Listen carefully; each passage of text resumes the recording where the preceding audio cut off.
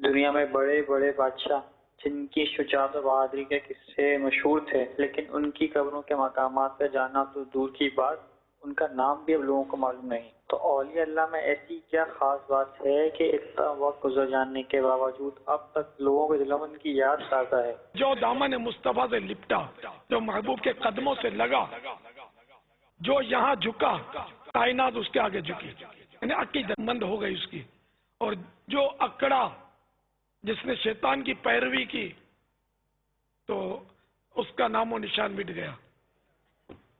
جیسا کہ ابھی سوال میں ذکر کیا گیا کہ بڑے بڑے بادشاہ آئے، لیکن آج ان کا کوئی نام لینے والا نہیں، بلکہ ان کی قبریں بھی بعض اوقات میں نے خود دیکھی ہیں، کچھ ہے نہیں۔ اگر لوگ دیکھتے بھی ہیں ان بڑے لیڈروں کو، اس کو تو خالی وہ تاریخی مقام کی حیثیت سے دیکھتے ہیں، دل میں کوئی عقیدت، محبت یا ایصال ثواب کا وہ جذبہ نہیں ہوتا۔ اولیاء اللہ کے مقابلے میں بڑے سے بڑا بادشاہ کچھ بھی نہیں ہے۔ یعنی دیکھیے نا، اولیاء کرام کو بادشاہ بھی خراج تحسین پیش کرتے ہیں۔ اولیاء کے درباروں میں بادشاہوں کی حاضریاں ہوتی ہیں، بادشاہوں کے درباروں میں اولیاء کرام کی حاضریاں کتنی، اور جو گئے بھی تو نیکی کی دعوت دینے کے لیے گئے، اپنے مفاد کے لیے نہیں گئے۔ لیکن یہ اولیاء اللہ کی شان ہے کہ یہ بادشاہوں کے درباروں سے ان کو رغبت نہیں ہوتی، بادشاہوں سے کچھ لینے پر ان کو کوئی حرص نہیں ہوتی، بلکہ بادشاہ ان کے قدموں میں لوٹتے ہیں۔